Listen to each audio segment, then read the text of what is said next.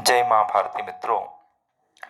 आज मैं आपको एक ऐसी रेमेडी आपको बतलाने वाला हूँ जिन व्यक्तियों को व्यापार में बार बार घाटा लगता है, अर्थात कि वह सफल नहीं हो पा रहे हैं।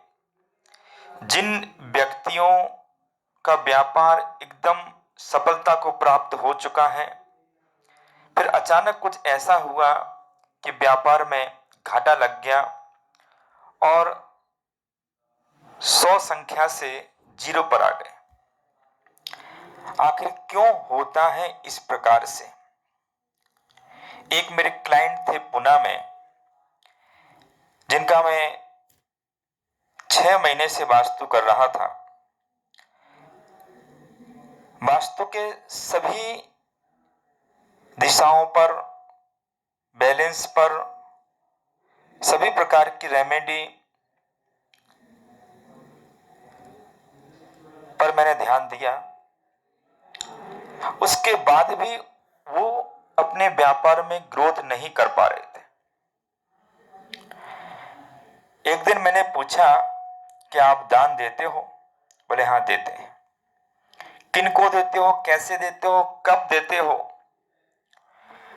तो उनकी आदत थी कि कोई भी भिखारी मिले और उसे कुछ भी, जो भी उनके जेब में रहता था, निकाल करके दे देते थे। बात मुझे पकड़ में आ गई। कभी भी भिखारी के लिए पैसे नहीं देना चाहिए।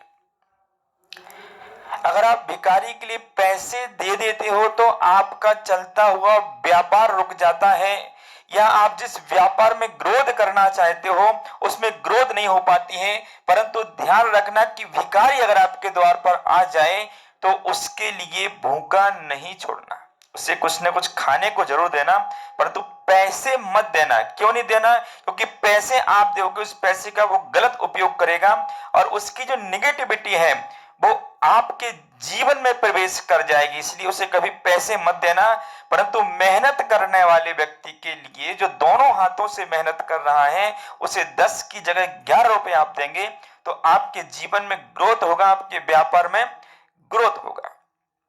एक कथा आती है इसके विषय में। एक बहुत बड़े सेठ थे और एक दिन ठंडी के समय में उनके द्वार में एक व्यक्ति टुटरता हुआ बैठा हुआ था। शाम का समय था। उन्होंने अपना एक कंबल निकाल करके उसको दे दिया। सुबह जब उस सेठ जी के लिए कंबल वापसी करने लगा तो सेठ जी ने सोचा, मेरे घर में तो बहुत सारे कंबल हैं, इसका दे भी दूंगा एक तो उसका क्या फर्क पड़ेगा मुझे। और वो कंबल लेकर के चला गया। अब जैसी ठंडी खत्म हुई, उसने कहा इस कंबल का मैं क्या करूं? वह मछुआरा था, मछलियों को पकड़ता था। उसने उस कंबल में से रुई निकाली, धागा बनाया, जाल बनाया, मछली पकड़ना उसने चालू कर दी। सेठ सात्विक प्रवृत्ति के थे, धर्म ध्यान करने वाले थे, पूजा पाठ अर्चना करने वाले व्यक्ति थे, गुरु और चंद्र से संबंध रखने वाले व्यक्ति थे। उस व्यक्ति ने इनका दिया हुआ जो दान में जो कंबल था, उस कंबल का दुरुपयोग किया, उससे हिंसा की मछली पकड़ी, मार्केट में बेची, उससे हिंसाएं हुई और वो जो कर्म था, उस कर्म का प्रभाव सेठ जी के ऊपर पड़ा और वो जो धनवान थे वो गरीब हो गए। एक दिव्य ज्ञानी संत वहां पर नगर में आए। उनसे उन्होंने पूछा कि भगवान, मैंने तो कोई पाप अपने जीवन में किया नहीं है, फिर क्या कारण है कि मैं अमीर से गरीब हो गया हूं? तब उन दिव्य ज्ञानी, अवैध ज्ञानी संत ने ध्यान लगा करके बतलाया कि आपने कुपात्र के लिए कुछ दान कर दिया।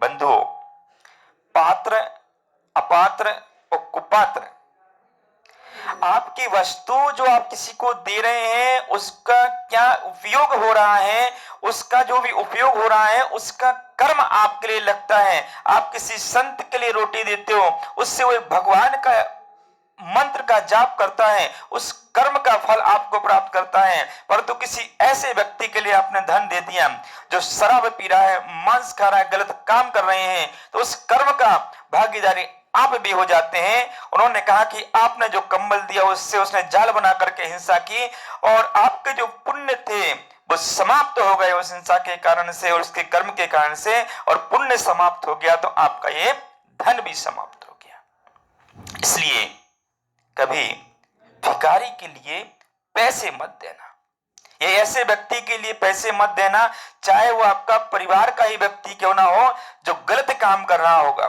मैंने अपने पुणे वाले क्लाइंट से कहा कि आप दान तो करना परंतु नगद पैसा किसी को मत देना, भूखे को भोजन कराना, एक नहीं 100 व्यक्तियों को आप भोजन कराइए, आप लंगर लगवाइए, आप मंदिर के सामने जितने भी भिखारी बैठे हुए हैं सबको बैठा करके अपने हाथों से उनके लिए भोजन कराइए, उससे आपको पुण्य मिलेगा।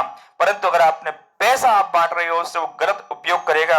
भूखे को भोजन कराना पुण्य है, परंतु सीधा पैसा आपने दे दिया, उससे जो गलत काम वो करते हैं उससे आप भी उसके भागीदारी हो जाते हैं।